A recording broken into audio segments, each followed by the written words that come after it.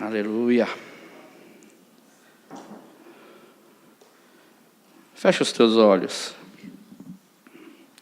Deus, muito obrigado, Senhor, por esse momento, um momento precioso em que nós podemos refletir mais um pouco na Tua palavra, Senhor. Que o Senhor nos abençoe, que o Senhor prepare o nosso coração, a nossa mente, e que nós possamos captar, Senhor, o máximo de informação que a gente pode, Deus. Mas que o Teu Espírito possa fazer grandes coisas na nossa vida, Senhor. Porque nós somos limitados muitas vezes para captar, Senhor, as coisas. Mas Teu Espírito pode fazer, Senhor, com que essa palavra venha para os nossos ouvidos e desça para o nosso coração de uma forma diferente.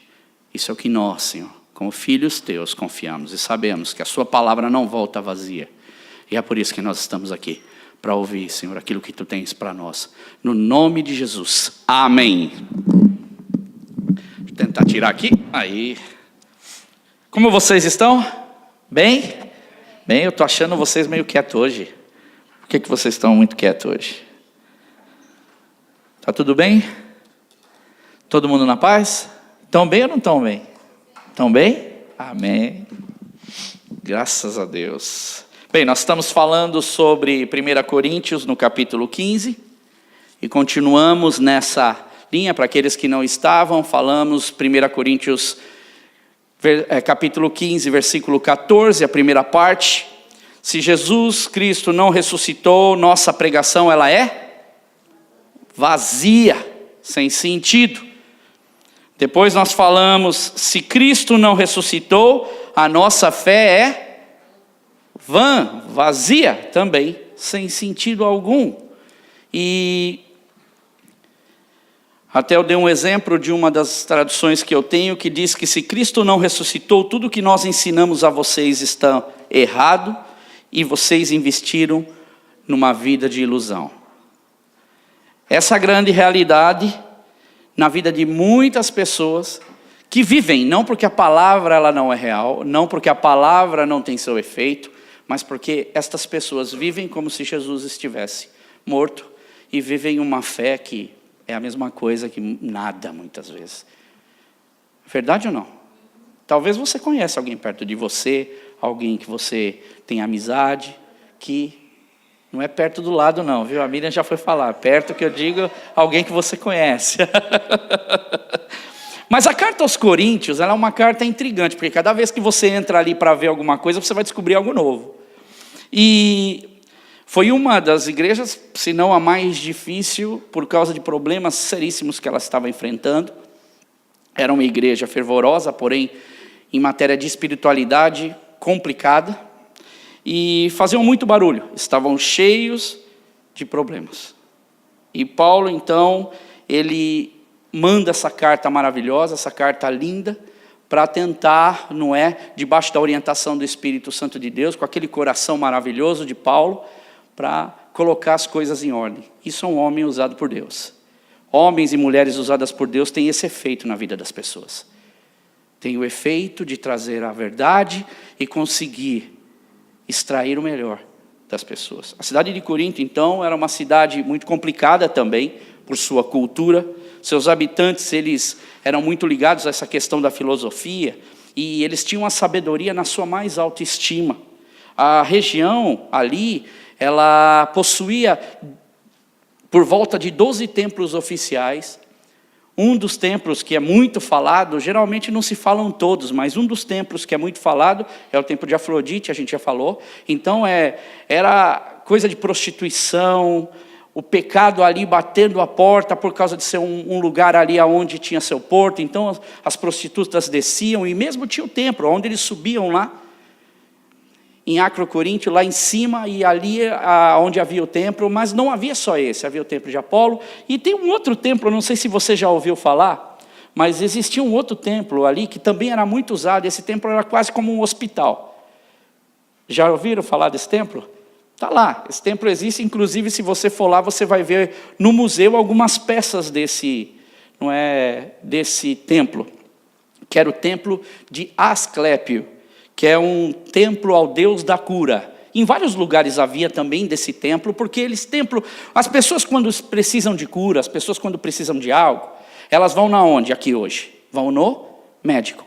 Uma pessoa que tem fé e propriamente fé necessariamente não é só fé em Deus, porque a fé ela pode ser em tantas outras coisas, ela vai buscar aonde ela pode receber cura. E o que acontece? Esse Deus da cura era o seguinte, como lá era um país mercante, então quando você tem esse fluxo de pessoas, o que não falta é gente para querer vender.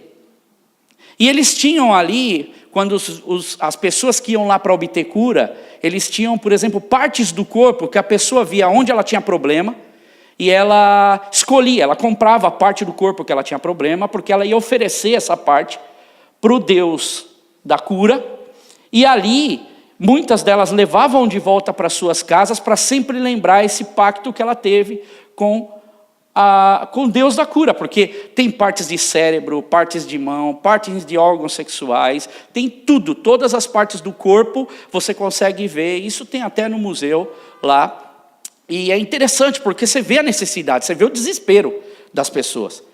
E a imoralidade então corria solta na cidade, era um grande problema, porque você imagina você ter uma igreja com no meio, nesse meio de pessoas.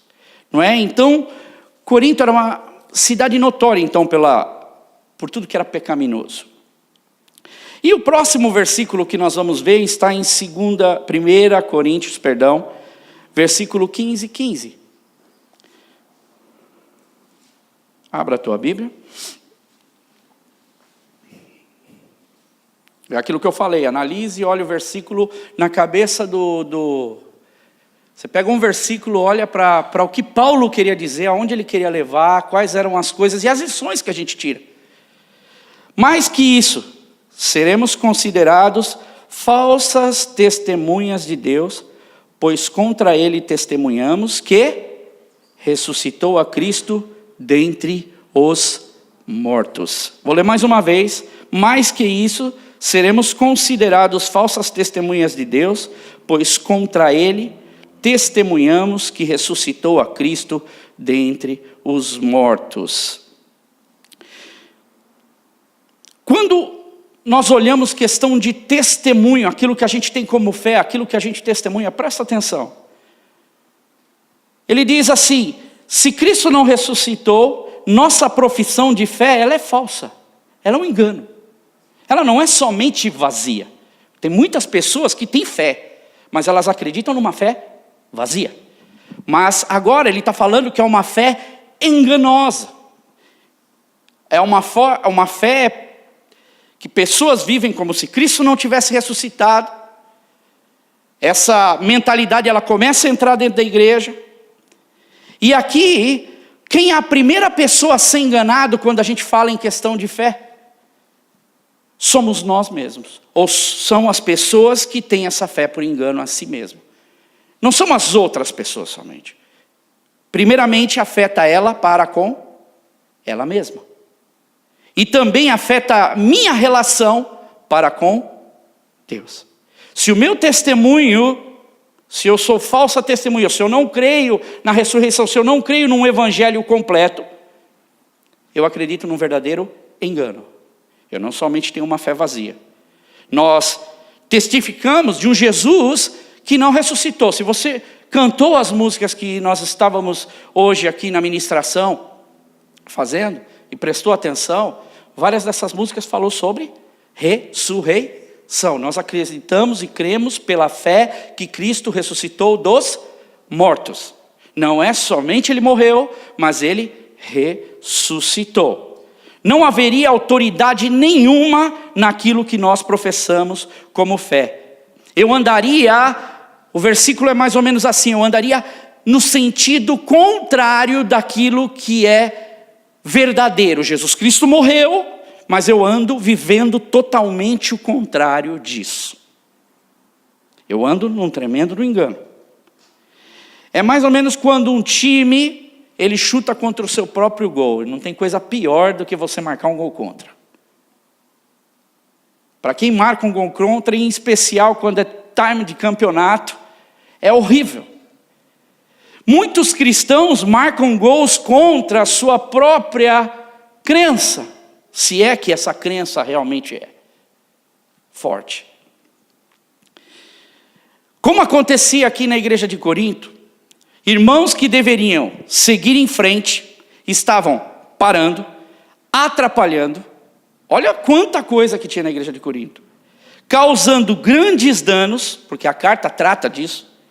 Irmãos da própria comunidade estavam permitindo que coisas que rodeavam a cultura da época, as coisas que rodeavam aquela igreja, começasse a entrar e penetrasse dentro da igreja, permitindo que lobos, pessoas que entravam com doutrinas ou tentando levá-los a desviar da sua fé, conseguisse ganhar espaço dentro do coração da igreja.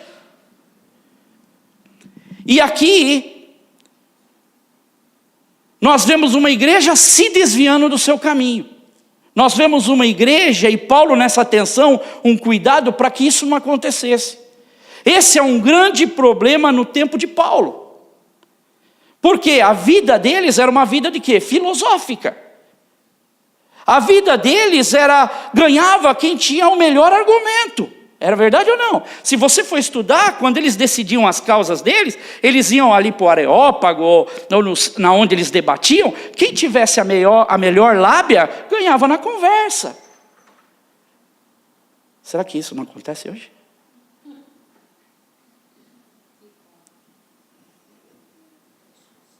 Presta atenção que hoje, às vezes, um simples vídeo de YouTube, há um tempo atrás, causou grandes danos, porque um monte de cristão começou a pensar em Deus de uma forma totalmente diferente. E aí começa a acompanhar um cidadão, quando você vai ver, já está mudando todo aquilo que a pessoa creu. Você via pessoas fervorosas. Eu até mesmo falei com uma pessoa que, falei, nossa, mas eu vi você chorando, o que é tudo isso? Será que foi tudo em uma fachada? E agora você fala que esse Deus é um outro Deus, é uma outra coisa do que a Bíblia está pregando, do que a Bíblia está falando, do que Paulo, esses grandes homens falaram. E esse é um grande problema também atual, porém com uma roupagem diferente. Naquela época era questão filosófica. Ser bem sucedido naquela época não era só ganhar dinheiro, era você ter um bom argumento. Grandes filósofos, grandes homens que debatiam. Mas hoje, isso aparece com uma roupagem diferente. Se a gente fosse numerar, uma das mais que a gente vê, o que é? Prosperidade, poder. Tem ou não? Eu sou isso, eu sou aquilo, ou eu tenho isso, Deus faz isso, Deus faz aquilo. Mas nós vivemos no mercado de consumo. Eles viviam no mercado, aonde? Do sexo, o mercado do dinheiro, de um monte de coisas. Hoje a gente vive no mercado de comunicação, nós falamos isso semana passada, e a gente tem que parar para prestar atenção, o que Deus está nos ensinando hoje, porque a Bíblia ela transcende os tempos através do Espírito Santo de Deus, para nos mostrar o que Deus quer da nossa vida hoje. Porque se nós não tomarmos cuidado, rapidamente, a fé se vai. Nós temos que manter de pé, temos que continuar na palavra, temos que ser nobres, temos que continuar firmes. E eu lembro de um exemplo. Eu nasci praticamente no Evangelho. Não vou dizer que toda a minha vida eu fui 100% como eu sou hoje. Graças a Deus hoje eu posso dizer para vocês que hoje eu tenho buscado o máximo que eu posso do Senhor. Mas a gente conhece cada figura, a gente vê cada coisa que rodeia a igreja. Eu me lembro uma vez, não vou nem usar o nome do cidadão, mas eu me lembro uma vez que eu fui na igreja, estava de um amigo meu, e esse amigo me apresentou um outro cidadão, que o nome era parecido com esse, mas eu o chamava de Tabajara. Para quem é brasileiro sabe o que Tabajara significa, né? Mas era quase Tabajara, era bem ali, eu falava Tabajara o nome dele. E meu amigo apresentou, aquele é um homem de Deus, e pessoas indo porque ele tinha uma boa locução, e o homem o homem era fantástico. Eu quero que ele ore para mim, não esse, eu quero aquele. Por quê? Por causa da boa locução, por causa do poder de Deus. E é isso que a gente está buscando, poder de Deus. Só que não esse poder de Deus. E eu me lembro que um dia, passado alguns meses, eu sempre falava para esse meu amigo, eu falei, rapaz, como é que está aí o Tabajara? Ele falou, não é Tabajara, e falava o nome dele. E um dia, esse rapaz aprontou um monte na igreja dele, largou, foi incrível o negócio. E eu lá na igreja, tinha lá uma locadora bonita, tal, muito legal, a gente alugava filme na igreja, o pessoal de fora vinha buscar filme, e eu estou lá, isso era fora da região que eu estava, não é? E um dia ele aparece, eu estou na locadora e aparece ele ali. E ele vem com outro pastor, e olha, esse aqui é meu amigo, tal, vim alugar uns filmes, e eu falei, mas será que ele não vai me reconhecer? Cumprimentou, veio aqui na igreja, falou tanta coisa, ele até teve aqui um dia, será que ele não vai me reconhecer? Aí ele pegou assim, cumprimentou, eu falei, ó, esse é meu amigo, esse é o apóstolo Azaf. Eu falei, meu Deus, mudou de nome, já não é mais Tabajara, agora mudou, é Azaf. Tem um monte de gente que testemunho, zero, nem vergonha na cara. Por que eu dei esse exemplo? Porque a minha primeira pergunta para você hoje é a seguinte: você está firme e tem plena consciência de quem você está servindo? E você está servindo em prol ou em favor do reino de Deus? A quem você tem escutado? Olha só, uma pergunta tão monte, né? E a quem eu tenho seguido? Pois o que não falta, como não faltou na igreja de Corinto, são essas interferências, são essas pessoas que tentam se infiltrar no meio da igreja. O que não falta é a gente tentando se infiltrar dentro da sua casa, se infiltrar na mente dos teus filhos. Estas pessoas não são testemunhas de um Jesus vivo, mesmo que ele fale no nome de Jesus, mesmo que ele venha querer, na autoridade de Deus, querer dizer algo, mas não são testemunhas que falam de um verdadeiro evangelho, não são testemunhas que têm algo para acrescentar na nossa vida, mas pelo contrário. No caso aqui dos coríntios, a condição que acontecia, que penetrava nessa igreja fervorosa, eles permitia com que eles fizessem da forma errada e que algo estranho alterasse esses padrões, que são padrões de Deus na vida de uma igreja. Presta atenção, algumas coisas nunca farão parte do sistema verdadeiro do evangelho de Deus dentro de uma igreja. Nunca. Porque Deus não divide isso, Deus não aceita esse tipo de coisa.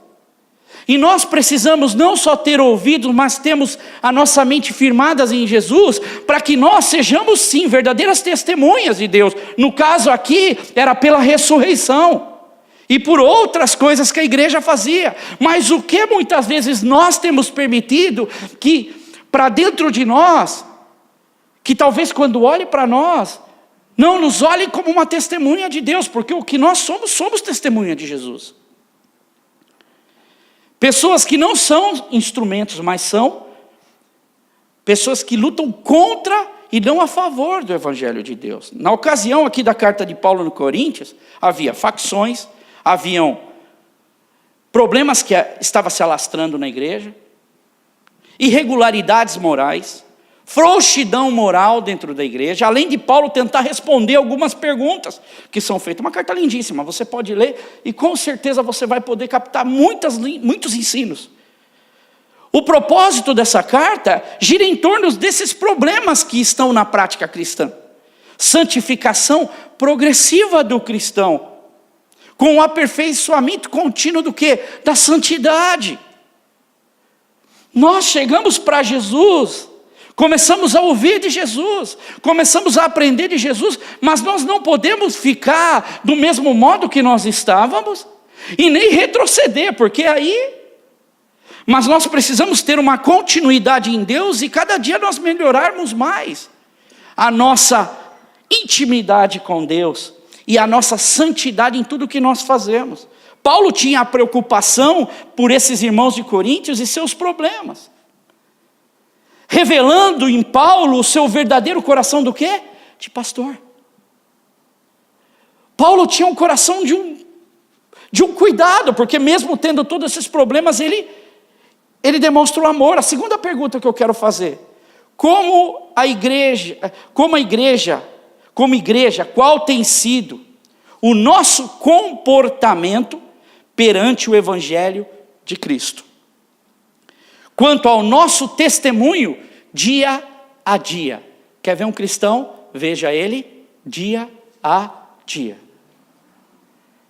Não veja ele no momento do poder.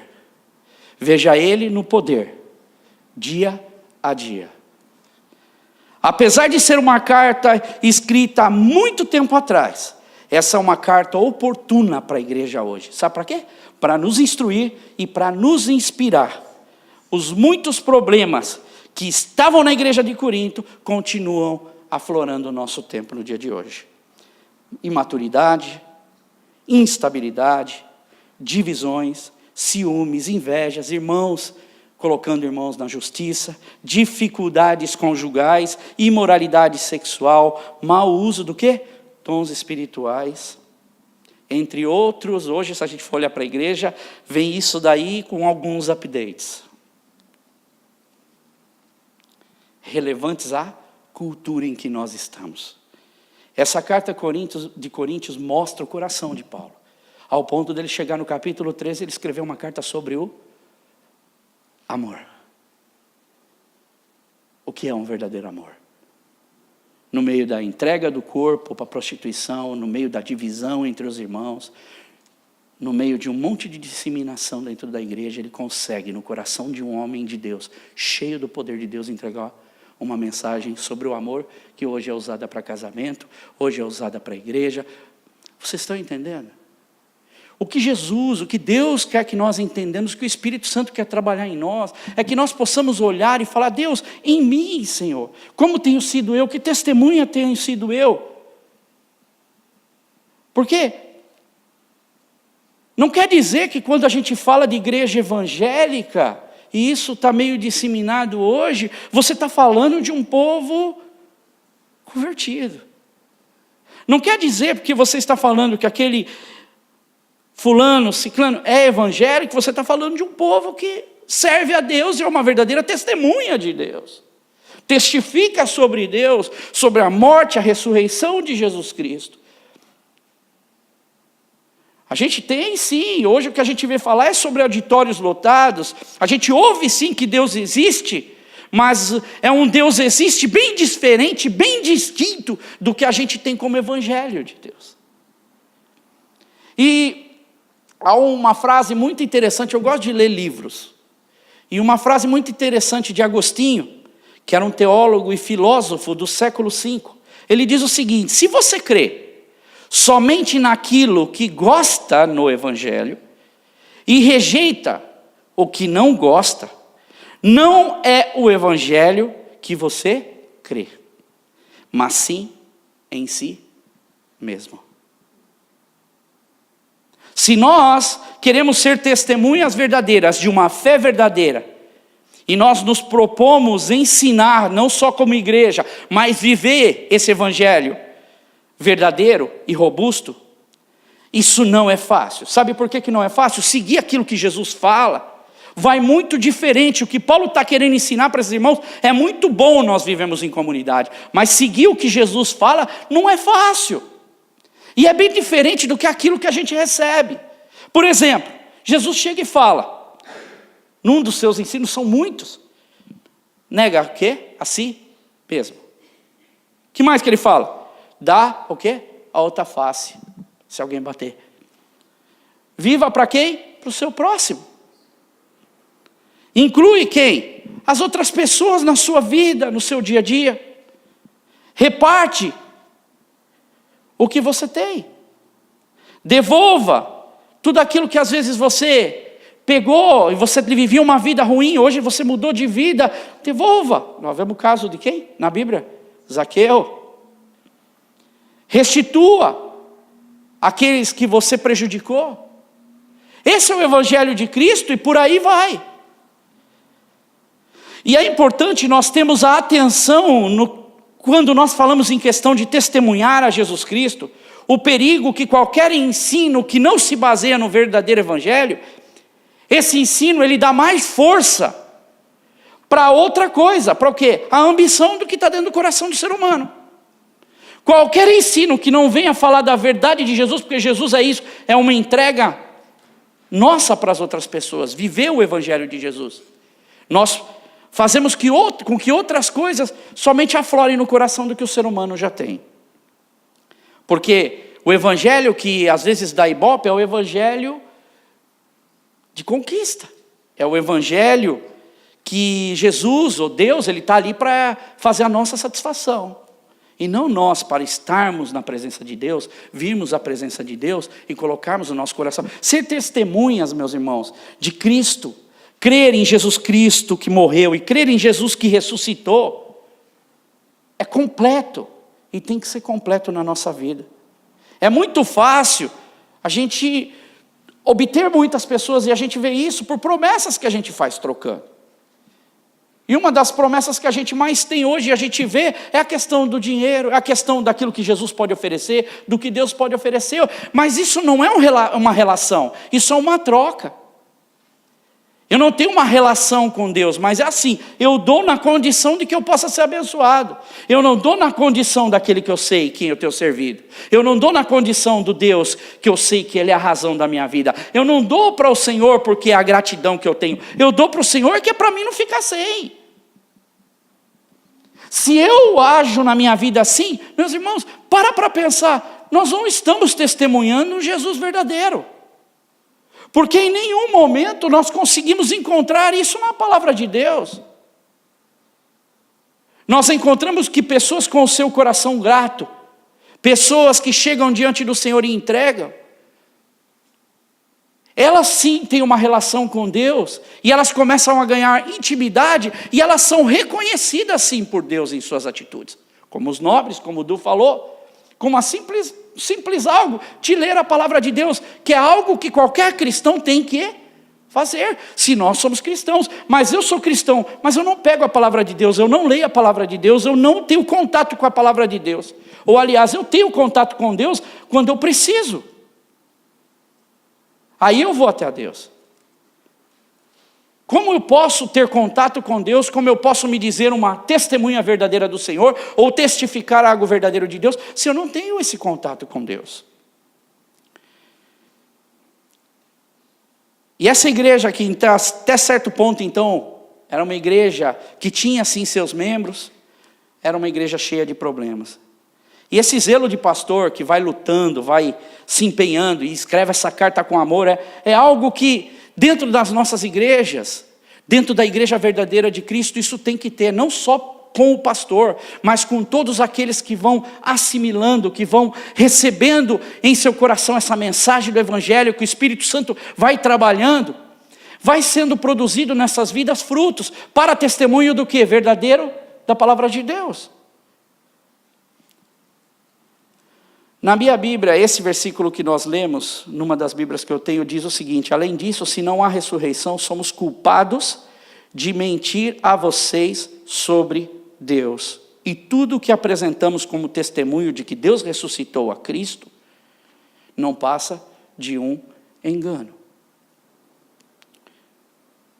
Não tem como nós pregarmos um evangelho, não tem como nós chegarmos na presença de Deus como testemunhas vazias, ou como testemunhas que não pregam o verdadeiro evangelho, porque quem é prejudicado, primeiramente, somos nós mesmos. Meus irmãos, não há benefício. Barulho não tem benefício. Discussão, disputa, não traz benefício. Mas o que traz benefício é nós aplicarmos a verdade do evangelho. Billy Graham, ele diz o seguinte: a morte, ela não é o fim, mas é o começo de uma nova dimensão de vida. Sabe qual? A vida eterna. Pela sua ressurreição entre os mortos, Jesus demonstrou que existe vida após a morte. Ou seja, se nós somos uma testemunha, ou uma má testemunha, ou não somos testemunhas de Deus, um dia nós estaremos diante da presença de Deus. E nós temos que prestar conta disso. Porque o que Deus está nos dando, nós que ouvimos a palavra de Deus íntegra, o que Deus está nos dando é uma palavra maravilhosa, é algo que a gente não pode perder. E aquilo que nós recebemos de Deus, nós temos que manter sempre forte no nosso coração. Portanto, não viva a vida como se Jesus estivesse morto. Não viva a vida como se a sua fé fosse sem conteúdo. Não viva a sua vida como se a fé fosse tudo o que os outros querem e não o que ela realmente é. A fé ela fez, a fé ela faz e a fé ela vai fazer, ela fará diferença na vida das muitas pessoas que ainda irão ouvir da mensagem do Evangelho.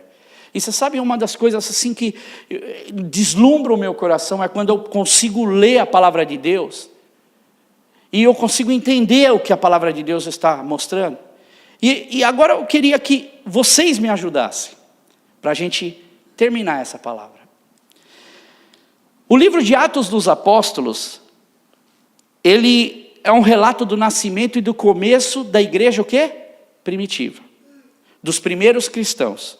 Onde em Jerusalém, após a descida do Espírito Santo, a igreja começou a crescer e a Bíblia ela diz isso.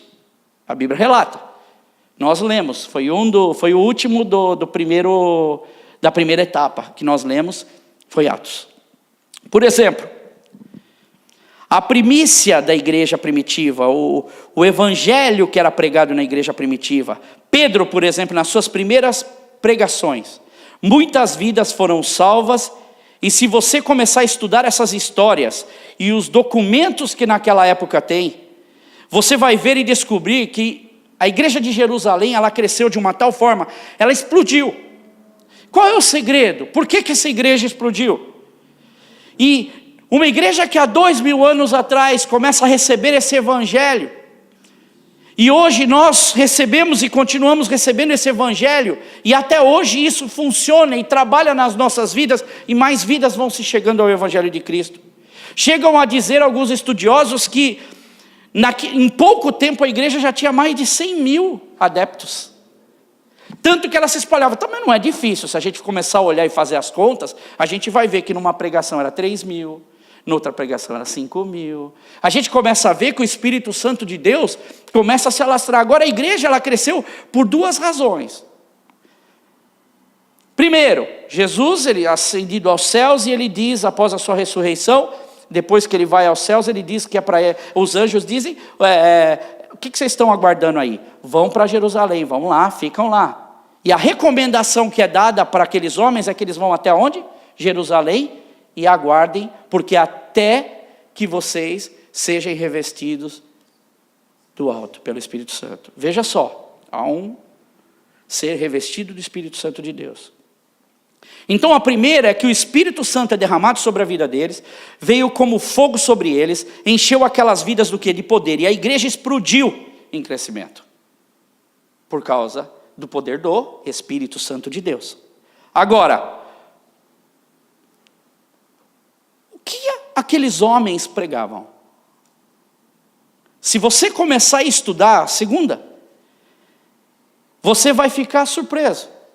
Porque o que eles pregavam, e se você olhar, por volta de 19 sermões, ou de 19 partes ali, em Atos, você vai ver que o que eles falam é da mesma coisa. É sobre a morte e ressurreição. Do quê? De Cristo. Essa era a mensagem. Por exemplo, abra a tua Bíblia em Atos 2.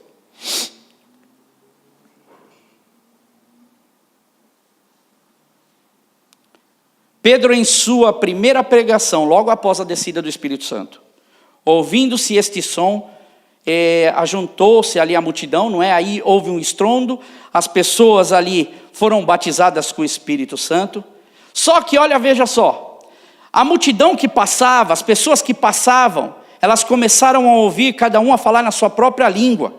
Atônitos e maravilhados, eles perguntavam, isso está aí, depois você pode ler com mais calma em casa. Acaso não são galileus esses homens que estão falando? Como nós podemos ouvir cada um de nós em nossa própria língua materna? Partos, medos, elamitas, habitantes da Mesopotâmia, Judéia, Capadócia, Ponto, província da Ásia, Frígia, Panfília. Egito e das partes da Líbia próximos a Cirene, visitantes de Roma, tanto judeus como convertidos ao judaísmo, cretenses, árabes. As línguas, elas eram diferentes. Concorda? Cada um ouvia na sua própria língua, mas a mensagem era uma só. Hoje, a língua é a mesma, mas a mensagem, muitas vezes, não é a mesma. Não é o mesmo evangelho que esses homens pregavam. Triste dizer, mas por isso Deus nos chama a atenção para isso. Agora, sabe o que? Apesar de muitas pessoas zombarem, agora eu quero que você leia comigo. Atos 2, 21, 24.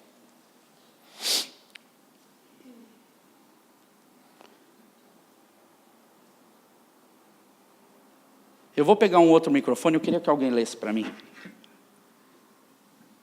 Está funcionando esse aqui? Tá. Pode ler para mim, Miriam? Leia para mim Atos 21, 24.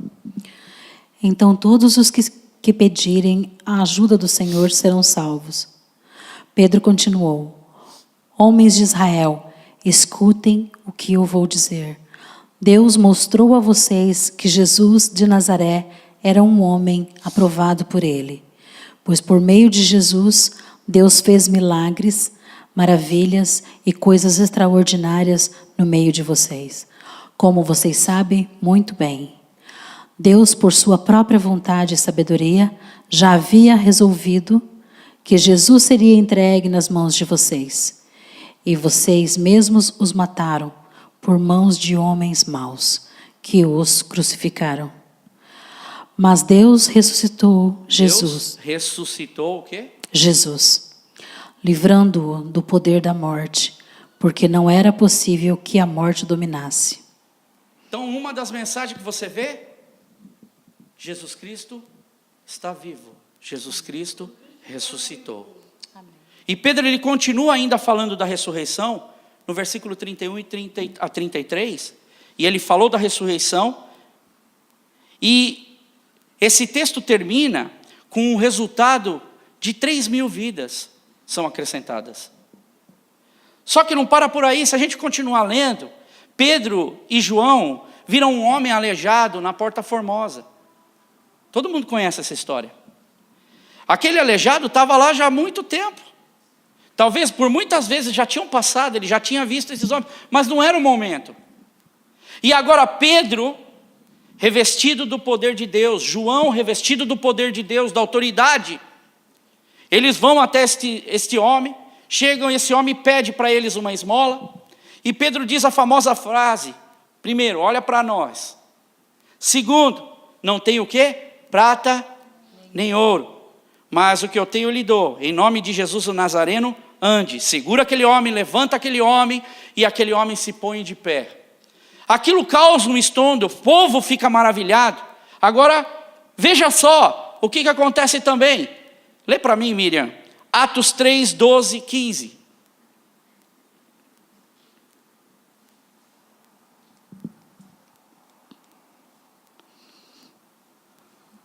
Sim. 3, de 12 a 15.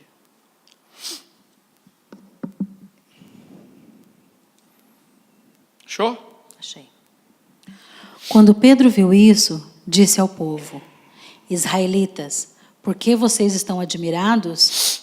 Por que estão olhando firmemente para nós, como se tivéssemos feito este homem andar por causa do nosso próprio poder, ou por causa da nossa dedicação a Deus?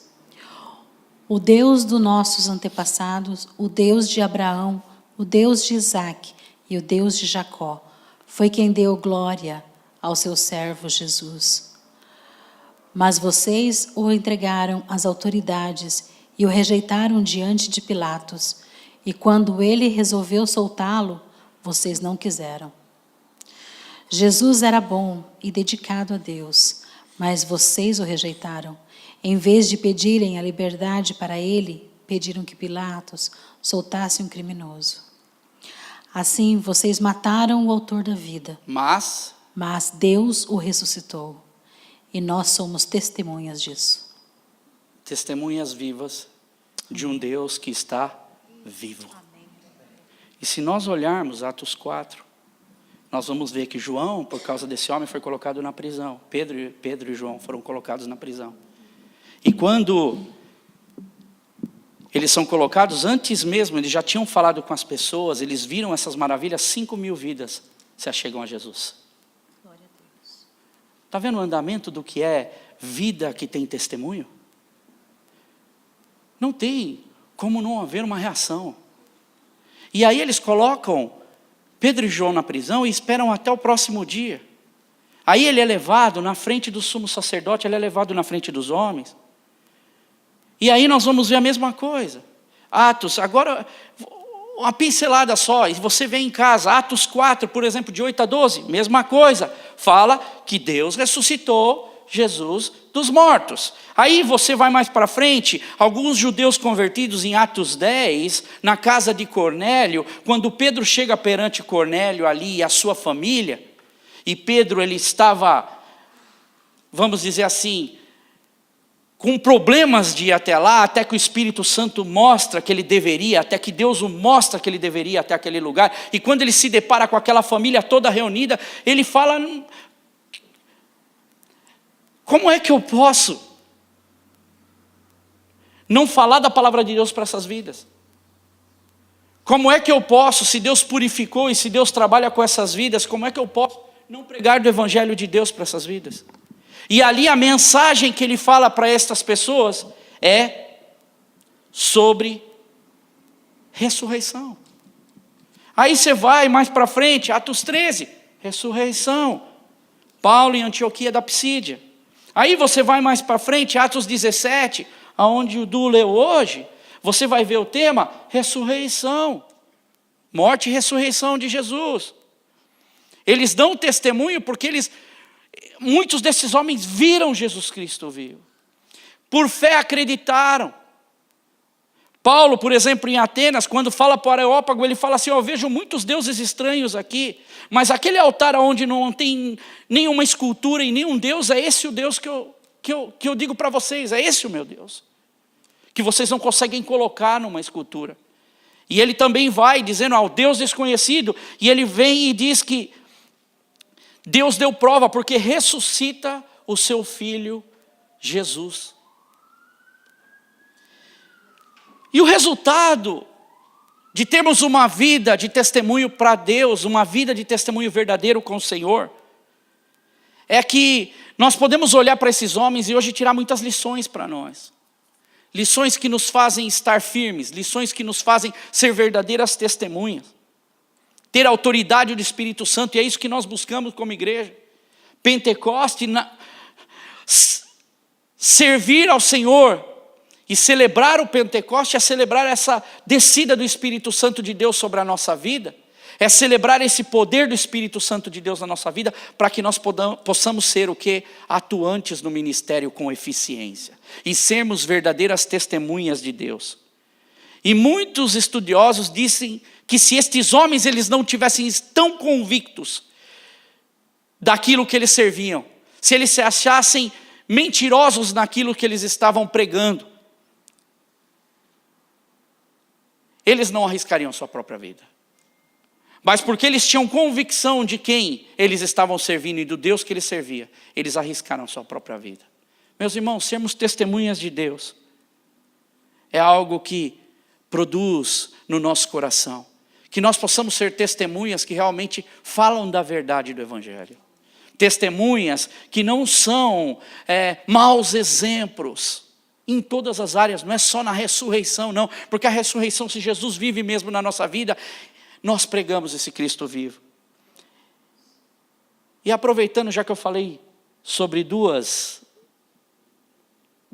pensamentos, um de Agostinho, o outro de Billy Graham, eu quero terminar com um que eu achei fantástico, que é o de Moody, um evangelista americano do século XIX. O nosso grande problema é o tráfico de verdades não vividas. Há muitos cristãos que não vivem a verdade. E que a gente fala cristão, porque assim muitos colocar em seu coração. E aí ele continua: tentamos comunicar o que nunca experimentamos em nossa vida. Infelizmente, há muitas pessoas dentro da própria igreja que não tiveram uma experiência verdadeira com Deus. Vêm aos cultos, participam dos cultos, mas não têm experiência e não testemunham do que é ser cheio do Espírito Santo de Deus. Que nós possamos ter isso na nossa mente e no nosso coração. E levar em consideração o que Paulo nos ensina. E levar em consideração o que esses homens nos ensinam. Pelos seus testemunhos de vida. Testemunho de um Deus que é vivo. E a minha oração, e seguindo o passo desses homens, é tentar, no melhor que eu posso, guiado pelo Espírito Santo de Deus, para que nós possamos viver a nossa vida como testemunhas verdadeiras. Mesmo nesse mundo complicado, mesmo com tanta coisa para fazer, que às vezes nos tira tempo, e às vezes nos faz fazermos aquilo que dá. Mas a minha oração é essa, que quando nós, todas as vezes que lembramos de Jesus, nós possamos lembrar de um Jesus que morreu, e um Jesus que ressuscitou, e um Jesus que vive, e que trabalha na nossa vida. Fica de pé.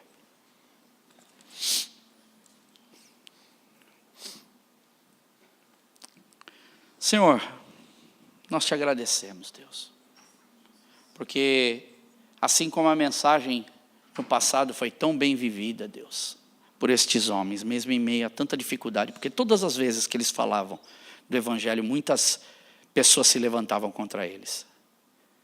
Mas o que eu quero colocar, Senhor, diante de Ti, Deus, é que o Senhor nos ajude a compreender cada dia mais, Deus, no que e o que em nossa vida nos tira, Deus, de vivermos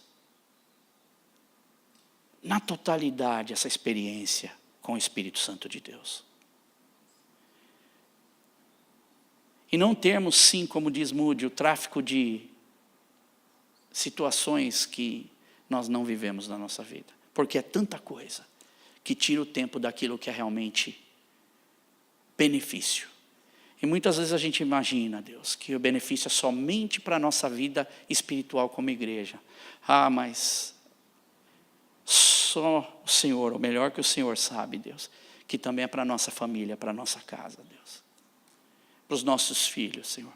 É para onde a gente está, para onde a gente vai, aonde a gente se dirige. As pessoas que estão ao nosso redor. As pessoas que vivem ao nosso redor, Deus. Ser pessoas usadas pelo Espírito Santo de Deus, Deus, é produzir testemunho vivo e produzir outros testemunhos que virão. É somas de testemunhos, Deus.